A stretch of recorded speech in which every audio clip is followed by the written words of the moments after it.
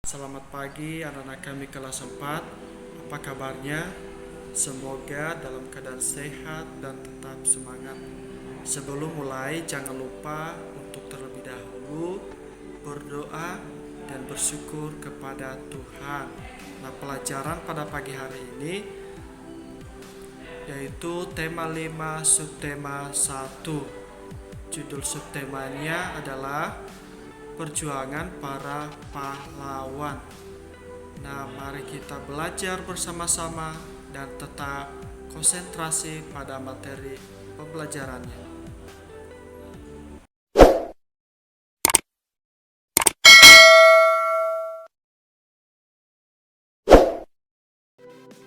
Perjuangan para pahlawan.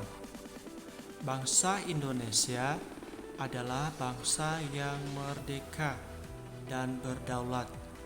Apakah kalian tahu bahwa kemerdekaan yang kita peroleh ini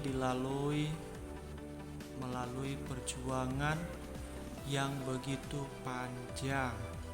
Nah, berkat jasa para pahlawanlah kemerdekaan ini dapat kita peroleh.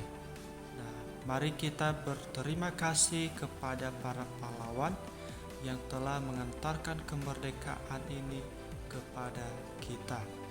Mari kita isi kemerdekaan ini dengan perbuatan-perbuatan yang positif yang membawa manfaat kepada sesama dan semua makhluk yang ada. Nah, selanjutnya mari buka halaman 3, yaitu di situ yang dikatakan membaca bacaan tentang guru. Nah, anak-anak kami tahu kan? Nah, yang pertama, menghormati guru.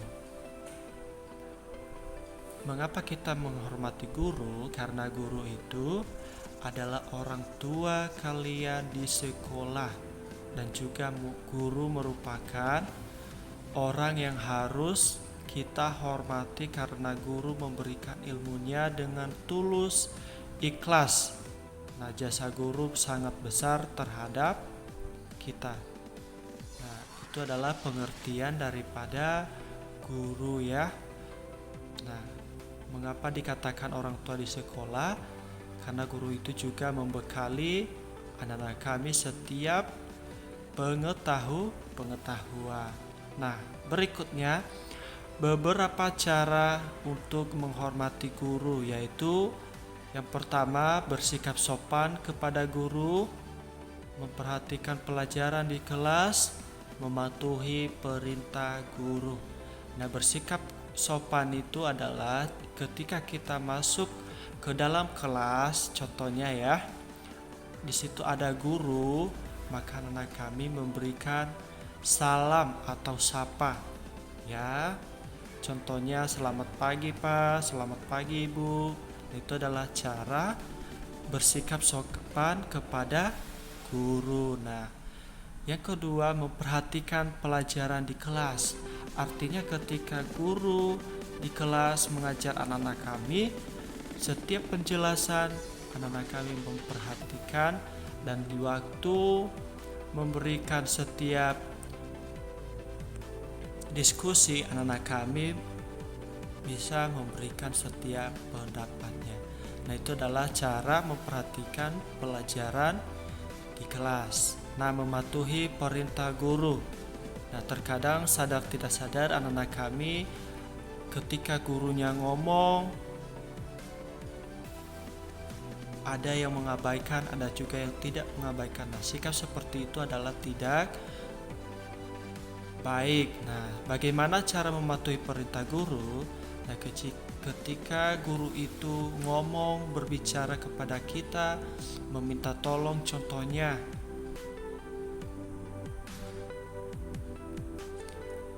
yaitu untuk mengerjakan suatu tugas ya. Nah, anak-anak kami harus mengikuti perintah tersebut atau apa yang dikatakan guru tersebut ya. Nah, seterusnya Yang kedua, mengerjakan tugas ya. Artinya mengerjakan tugas dari guru adalah kewajiban siswa. Nah, ketika guru memberikan suatu tugas di rumah, itu merupakan kewajiban anak-anak kami untuk mengerjakannya di rumah masing-masing. Ya, sudah paham? Nah, yang ketiga yaitu melaksanakan tata tertib sekolah. Nah, tata tertib sekolah itu adalah aturan-aturan yang ada di sekolah. Contohnya di dalam kegiatan belajar dan dalam setiap proses pembelajaran pasti ada aturannya.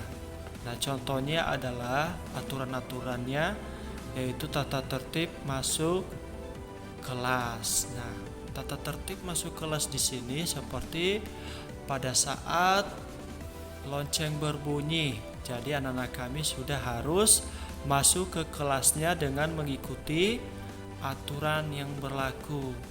Nah, tata tertib regu piket. Regu piket seperti membersihkan kelas pada saat pulang sekolah. Nah, itu adalah merupakan dari regu piket ya. Nah, yang ketiga, tata tertib berpakaian. Tata tertib berpakaian seperti contohnya pada hari Senin anak-anak kami memakai seragam merah putih. Nah, anak-anak kami harus tertib dalam berpakaian. Tidak boleh ada yang memakai pramuka dan pakaian yang tidak ada kaitannya dengan merah putih ya. Sampai di sini sudah paham? Nah, jadi kewajiban semua murid harus melaksanakan dan tata tertib juga di sekolah ya. Nah, sampai di sini kita membaca cara untuk menghargai guru, mengerjakan tugas dan melaksanakan tata tertib sekolah.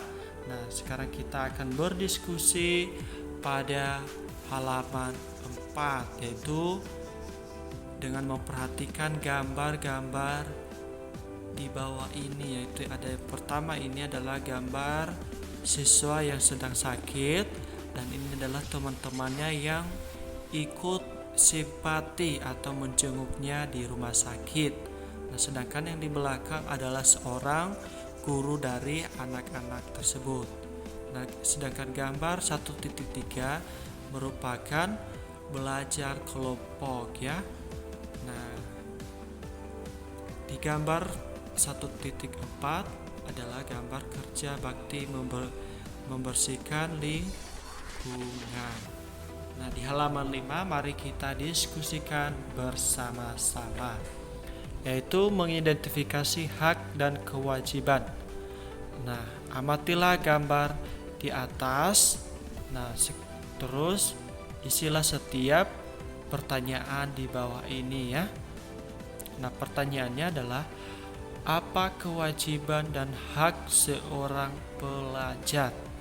Nah, kita lihat tadi di gambar yang pertama itu adalah yaitu menjenguk teman yang sakit.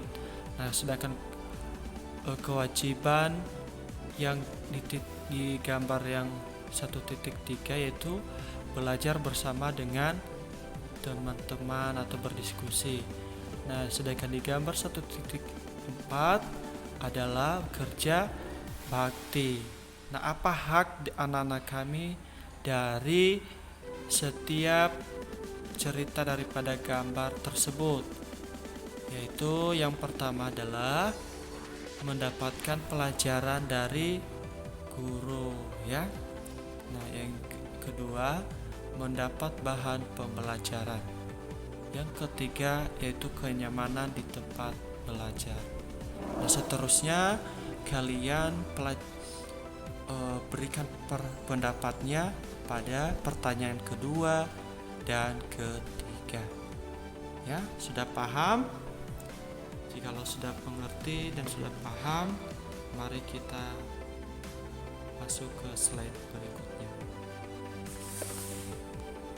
Nah, pada halaman 6 Anak-anak kami silakan membaca teks ini. Nah, Pak Guru memberikan kesimpulan saja dari teks yang ada di buku ini. Nah, pada teks ini diceritakan seorang raja Airlangga. Seorang raja Airlangga ini adalah raja yang diangkat menggantikan raja dari Dharmawangsa. Nah, setelah Raja Airlangga ini menjadi raja pada tahun 1019,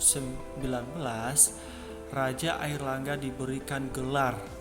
Gelarnya adalah Sri Maharaja Rakehalu Sri Lokeswara Dharmawangsa Airlangga Ananta Wikrama Tunggadewa. Nah, ini adalah gelar daripada Raja Airlangga. Nah, Raja Airlangga ini adalah raja yang dermawan dan pemberani. Nah, dengan keberaniannya, Raja Airlangga ini dapat menggalang setiap kekuatan, yaitu dia menggalang kekuatan atau mengumpulkan seluruh kekuatannya, yaitu untuk menyerang musuh. Tetapi bukan hanya menyerang musuh, tetapi juga Raja Airlangga ini berhasil merebut wilayah yang dahulu dikuasai oleh musuh. Nah, sebelumnya Raja Airlangga ini juga menganut agama Hindu. Ya. Nah, dari masa pemerintahan Raja Airlangga, kejayaan daripada kerajaan Kahuripan memiliki kemajuan yang sangat cepat. Salah satu kemajuan yang dilakukan oleh Raja Airlangga yaitu yang pertama, membuat pelabuhan Hujung Galuh dan pelabuhan Tuban, yaitu digunakan sebagai bandar perdagangan yang ramai dan maju. Nah, ini adalah salah satu yang pertama dilakukan oleh Raja Airlangga. Nah, yang kedua yaitu Raja Airlangga memajukan kondisi perekonomian melalui perdagangan ramai sehingga rakyat menjadi makmur dan sejahtera. Nah, ya, luar biasa sekali. Nah, yang ketiga yaitu membangun bendungan Waringin sehingga dapat mengatasi banjir dan kali berantas. Bendungan itu adalah aliran air sungai. Nah, sehingga dia memberikan suatu pembatas supaya desa yang atau di desa yang ada di situ tidak dilanda banjir, ya. Nah, setelah itu pada tahun 1049 Raja Airlangga mengundurkan diri. Nah, sebelum dia mengundurkan diri, dia membagikan kedua kerajaan itu, yaitu kerajaan yang pertama yaitu dia menjadikan nama kerajaan Kediri, dan yang kedua kerajaan Jenggala. Nah, maksud daripada Raja Airlangga membagi kerajaan itu supaya tidak terjadi perpecahan kepada kedua anaknya. Nah, sungguh dermawan sekali Raja Airlangga ini untuk memberikan tatanya kepada kedua putranya. Nah, biasanya bila di kerajaan sebelumnya yang menjadi pengganti daripada raja tersebut adalah salah satu daripada anaknya. Nah, di sini kita melihat Raja Airlangga ini sungguh dermawan sekali. Dia tidak memberikan satu anaknya kerajaan itu, tetapi dia membagi dua supaya anaknya ini mendapatkan setiap kerajaan atau menjadi raja, ya, sehingga anak-anaknya tidak terjadi cekcok atau pertikaian. Nah, itu adalah maksud daripada Raja Airlangga. Nah, setelah itu Raja Airlangga menghabiskan waktunya untuk berdiam diri dan bertapa, dan sehingga dia berganti nama yaitu Resi Gentayu. Nah, setelah itu Raja Airlangga meninggal pada tahun 1049. Nah, dari pembacaan kita tentang Raja Airlangga ini, mari kita berdiskusi pada halaman 7 ya. Nah, di sini Pak Guru sudah memberikan setiap diskusi. Silakan anak-anak kami menulis pada buku paketnya ya.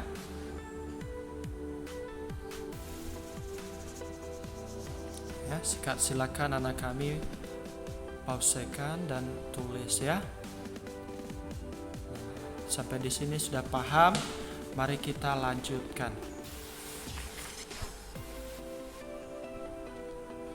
Oke, tetap semangat.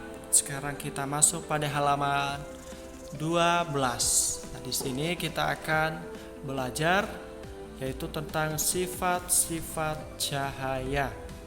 Nah, ya. Langsung saja. Berdasarkan dan tidak tembus cahaya, benda dibedakan menjadi 3 yaitu benda bening, gelap, dan tembus cahaya. Maksudnya benda bening adalah benda yang dapat ditembus oleh cahaya. Nah, benda bening disebut juga benda transparan.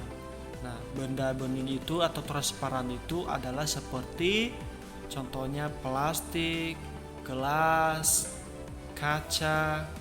Nah, itu adalah benda transparan atau bening ya. Nah, seterusnya benda gelap, benda yang sama sekali tidak dapat ditembus oleh kaca. Yaitu contohnya benda gelap yaitu buku, kayu, tembok, dan air keruh. Nah, itu adalah benda yang gelap. Nah, yang ketiga, benda yang tembus cahaya adalah benda yang dapat meneruskan bagian cahaya yang mengenainya. Seperti contohnya benda tembus cahaya yaitu kain gorden, kertas, dan beberapa jenis plastik. Nah, ya. Nah, seterusnya di sini ada suatu benda dan di depannya adalah triplek yang dilapisi kertas putih. Nah, anak-anak kami nanti bisa mencoba di rumah dengan mengambil suatu benda dan memberikan atau tabung kertas ya yang memiliki lingkaran. Nah, silakan kalian letakkan menghadap kertas, yaitu dengan melakukan percobaan apakah kertas tersebut dapat ditembus oleh cahaya atau tidak. Nah, silakan nanti coba di rumahnya masing-masing ya. Nah, seterusnya kita akan masuk pada cahaya dapat dibiaskan. Ya, cahaya dapat dibiaskan itu adalah pembelokan berkas cahaya jika berkas cahaya melewati 2 medium tembus cahaya yang berbeda kerapatan. Nah, fungsi daripada cahaya dapat dibiaskan ini adalah gunanya untuk mengetahui perambatan dari suatu benda tersebut. Apakah benda tersebut ketika dimasukkan ke dalam kedua benda yang berbeda, apakah benda ini menjadi lurus atau patah. Nah, seperti kedua benda yang ada di sini adalah gelas dan air atau benda yang bening atau transparan. Nah, di sini ada juga pensil. Nah, pensil ini sebelumnya dimasukkan dalam gelas yang berisi air. Pensil tersebut adalah menjadi pensil yang lurus. Nah, setelah dimasukkan ke dalam gelas, maka terjadinya perubahan. Dapat kita lihat di sini, yaitu perubahannya dalam penglihatan kita melihat pensil tersebut menjadi patah. Ya. Ini adalah perambatan suatu benda. Nah, kesimpulannya perambatan benda di sini adalah hasilnya pensil terlihat patah ya. Nah, baik. Selanjutnya anak-anak kami juga bisa mencoba di rumah seperti ini. Kalian buktikan dan kalian amati apa yang terjadi pada pensil tersebut. Nah, seterusnya kita akan belajar dengan cahaya merambat lurus. Ya. Cara untuk mengetahui cahaya merambat lurus, anak kami menyediakan setiap potongan-potongan kertas, yaitu ada 3 potongan kertas dan lalu diberikan suatu cahaya di depannya, yaitu dengan menggunakan lilin. Nah, gunanya adalah apakah cahaya nyala lilin ini dapat terlihat pada potongan atau lubang kertas yang telah dibuat ini. Nah ya. Nah, setelah itu berikan pendapatnya ya. Apakah terjadi perambatan lurus dari cahaya antara cahaya dengan kertas yang telah disediakan. Nah, itu adalah suatu percobaan yang ketiga. Nah, yang keempat yaitu cahaya dapat dipantulkan. Nah, tidak asing lagi bagaimana cara memantulkan cahaya ya. Kalian pasti sudah tahu. Nah, cara untuk memantulkan suatu cahaya yaitu contohnya menggunakan benda cermin yang datar. Nah, itu adalah satu cara untuk melihat apakah cahaya dapat dipantulkan. Nah, seterusnya yaitu cahaya dapat diuraikan. Ya. Nah, dari percobaan ini anak-anak kami bisa melihat gelembur-gelembur atau gelembung-gelembung dari pada busa sabun ini dapat menguraikan cahaya.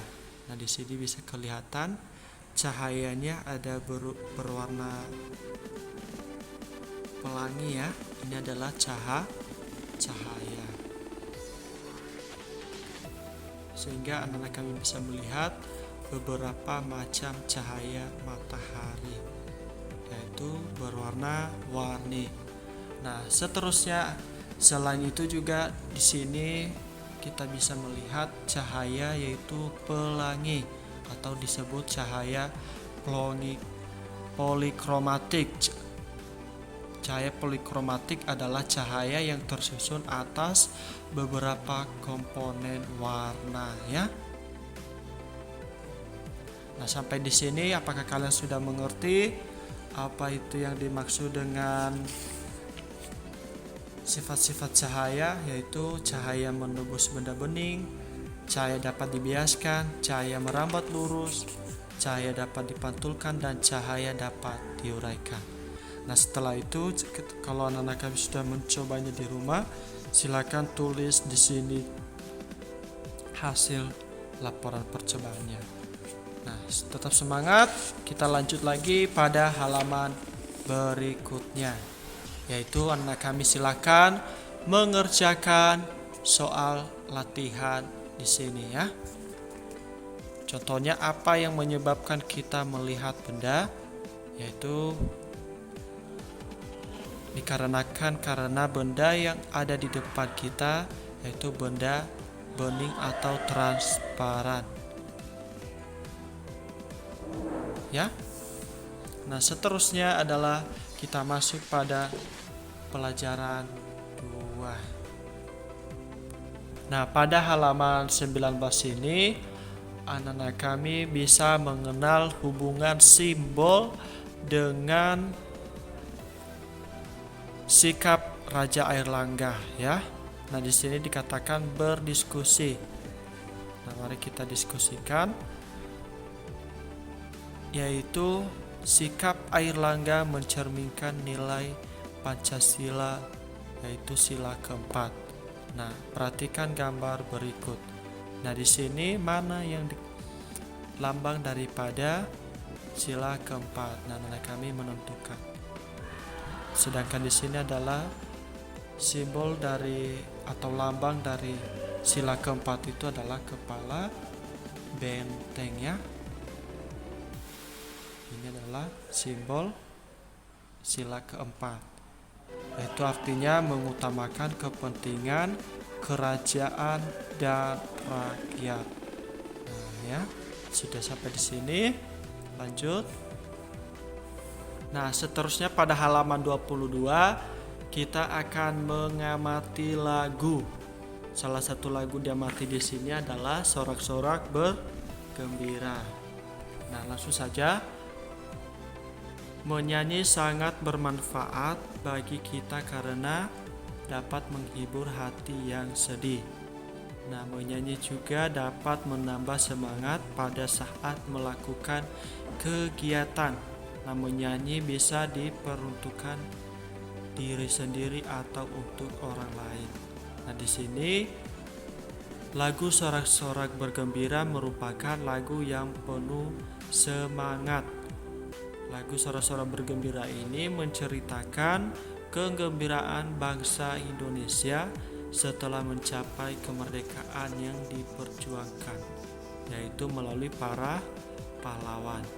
Nah, lagu Sorak-sorak bergembira ini berirama yaitu 4/4, sedangkan setiap iramanya terdiri dari 4 ketukan. Nah, lagu ini menggunakan tempo allegro con fuga ya, yang artinya dinyanyikan dengan tempo cepat atau penuh semangat berapi-api. Nah, mari kita langsung nyanyikan ya. Nanti anak-anak kami nyanyikan di rumah. Lagunya seperti ini. Sorak-sorak bergembira, bergembira semua, sudah bebas negeri kita, Indonesia merdeka, Indonesia merdeka, Republik Indonesia, itulah hak milik kita untuk selama-lamanya. Nah, seperti itu nada daripada sorak-sorak bergembira. Oke, baik, setelah udah paham, nah sekarang kita masuk pada halaman 28, yaitu tentang Raja Patni Diagayatri, yaitu permaisuri dari Raden Wijaya dari kerajaan Majapahit ya. Nah, di sini Pak Guru memberikan perkenalan dulu. Raja Patni Diagayatri ini adalah permaisuri di kerajaan Majapahit. Nah, sedangkan Raden adalah Raja Majapahit. Nah, Dian Gayatri ini merupakan putri bungsu dari Maharaja terakhir di Singasari. Nah, permaisuri Diagayatri dan Raden Wijaya ini memiliki 3 anak, yaitu 2 anak perempuan dan 1 anak laki-laki. Anak perempuannya yaitu bernama Dia Gitarja dan Dia Wiyat. Nah, sedangkan anak laki-laki dari raja ini yaitu bernama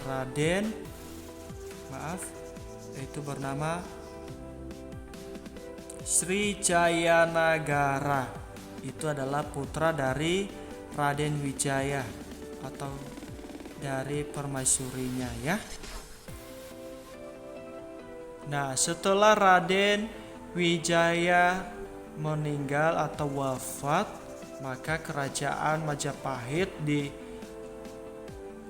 dipimpin oleh atau digantikan oleh anaknya laki-laki yaitu Srijayanagara. Nah, sudah paham? Nah, setelah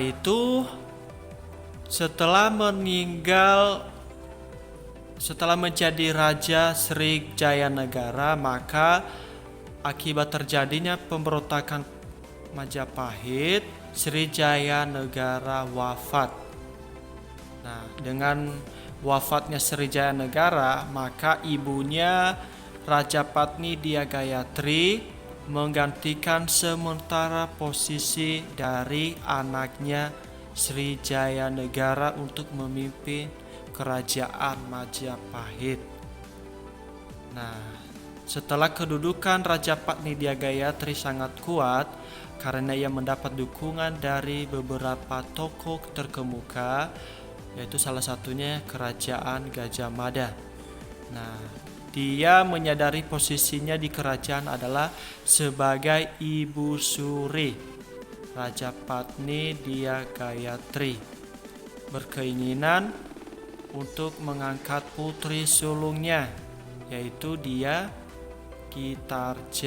Dyagitarja, Maharani Majapahit, karena dianggap paling berhak menduduki tahta kerajaan. Nah, setelah itu Dyagayatri atau permaisuri raja ini menikahkan anaknya Dyagitarja dengan Kertawardhana. Nah, setelah menikah dan dinobatkan menjadi sebagai Maharani Majapahit yang bergelar Sri Tribuana Tunggadewi Jaya Wisnuwardhani. Nah, itu adalah gelar dari Dyagitarja setelah dinobatkan menjadi raja. Nah, setelah itu Rajapatni Dyagayatri, yaitu ibu dari Dyagayatri ini, ingin menjadi biksuni. Nah, sehingga ia memutuskan meninggalkan kerajaan Majapahit. Nah, meskipun begitu, ia juga terus membimbing putrinya Dyagitarja untuk menjalankan roda pemerintahan Majapahit. Nah, dari cerita tersebut di atas, cerita Dyagayatri, Rajapatni Dyagayatri ini, nah tersurat dalam kitab Negara Kertagama atau karya dari MPU Prapanca. Nah, setelah itu sudah paham semuanya anak-anak. Nah, setelah itu silakan kalian menjawab setiap pertanyaan di sini ya. Setelah itu kita lanjutkan lagi materi kita, yaitu membuat cakram ya. Cakram itu adalah yaitu terdiri dari beberapa kertas lipat dan warna-warni yang dibentuk seperti lingkaran. Nah, bentuk dari cakram itu ialah ini ya. Nah, cakram itu dapat dibuat dengan memerlukan bahan-bahan seperti selembar kardus bekas. Nah, terus itu kertas yang berwarna merah, jingga, kuning, biru, dan ungu dan sebagainya. Dan juga memerlukan seutas tali. Nah, beberapa cara pembuatannya bisa kalian baca. Nah, kesimpulan dari pembuatan cakram ini adalah yaitu sebagai percobaan tersebut untuk membuktikan bahwa gabungan dari beberapa warna bisa menyusun warna putih. cahaya matahari terlihat berwarna putih, tetapi sebenarnya tersusun dari banyak kertas atau cahaya yang berwarna. Nah, ini adalah kesimpulan pembuatan daripada cakrawala. Sudah paham ya? Seterusnya kita masuk halaman selanjutnya. Nah, di sini kita akan belajar yaitu Mulawarman Raja Kutai Martadipura. Nah, Mulawarman ini adalah merupakan salah satu raja Kutai Martapura, atau ada juga yang menyebutnya Martadipura.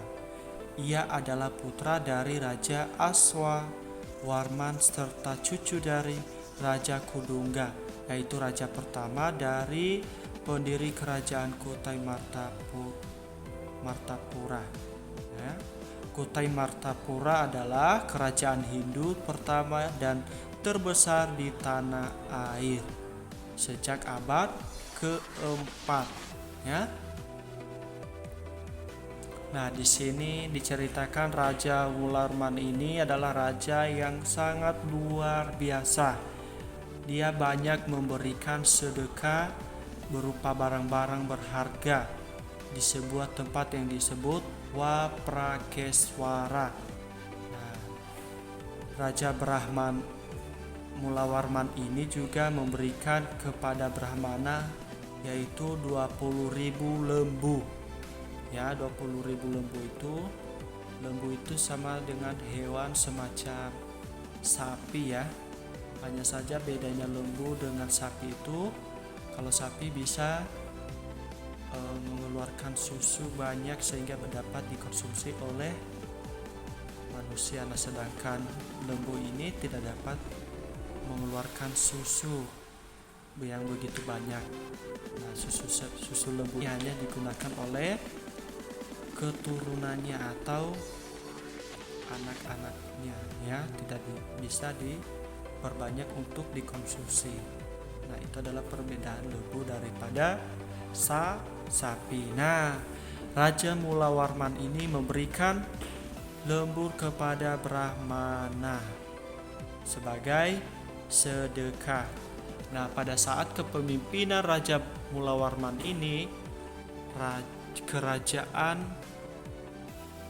Martapura menjadi makmur, ya, atau kerajaan Kutai Martapura menjadi makmur. Nah, daerah kerajaan Kutai Martapura ini yaitu mencakup wilayah Kalimantan Timur dan sekitarnya, ya.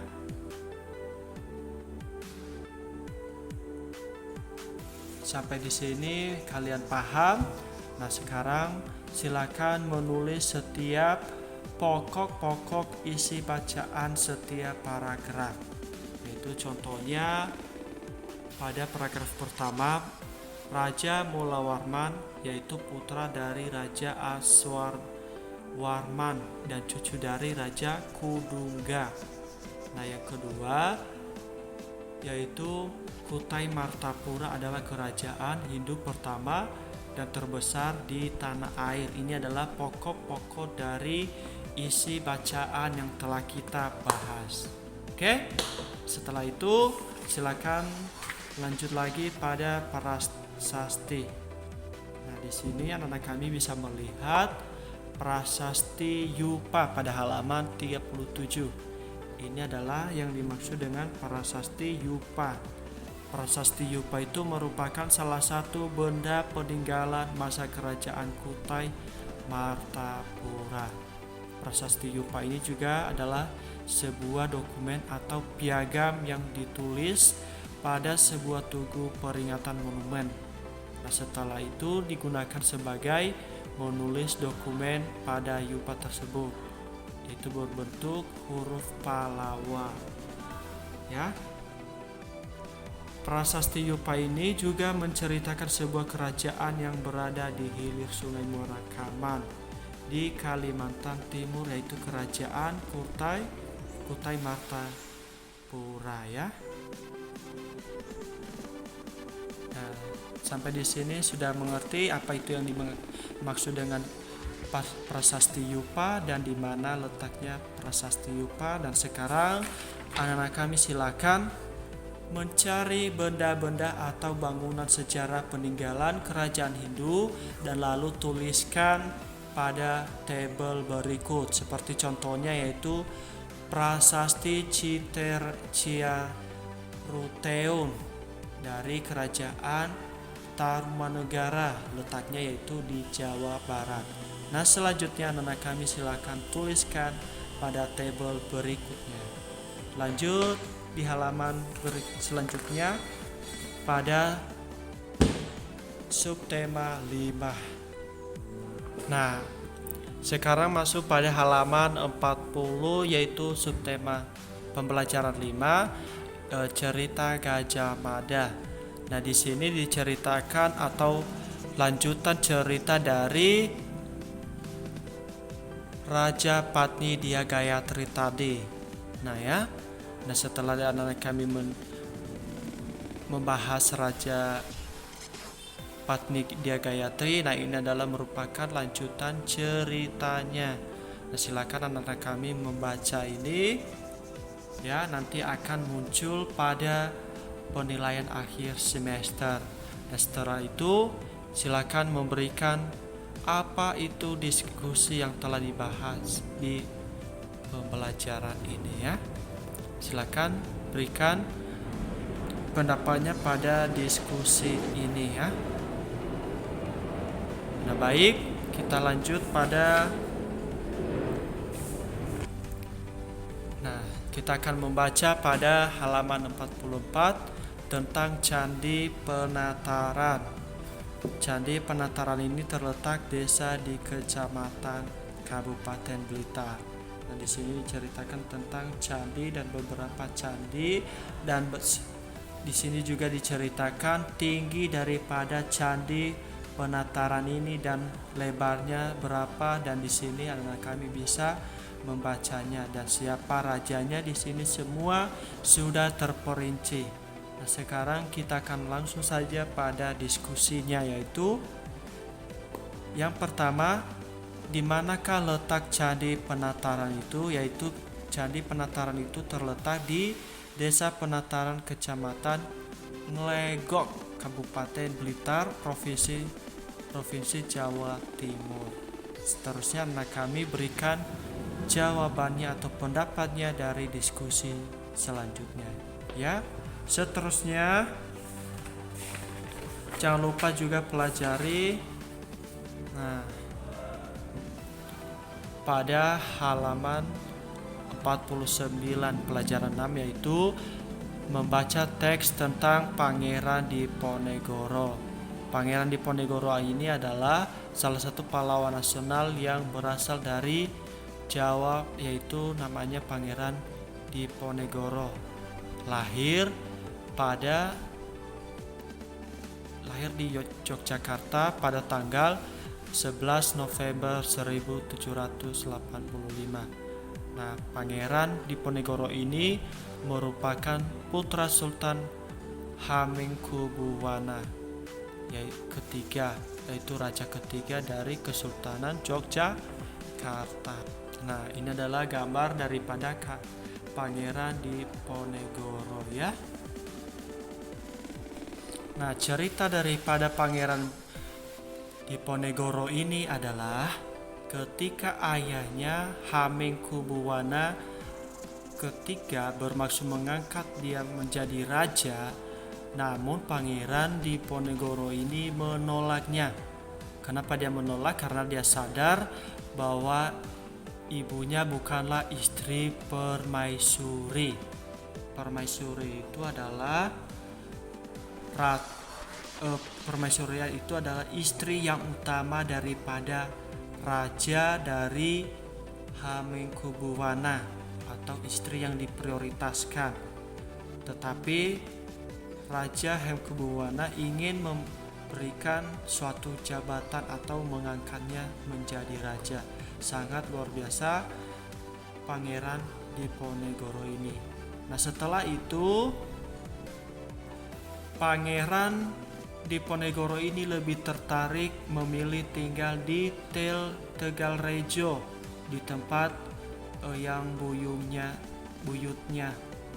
yang tidak lain yaitu permaisuri dari Sultan Hamengkubuwana. Nah, yang pertama ya. Nah, di sana dia Pangeran Diponegoro tertarik dan pada kehidupan keagamaan ya. Nah, seterusnya Pangeran Diponegoro memimpin peperangan melawan Belanda selama 5 tahun dimulai daripada tanggal 20 Juli 1825. Nah, di Tegalrejo.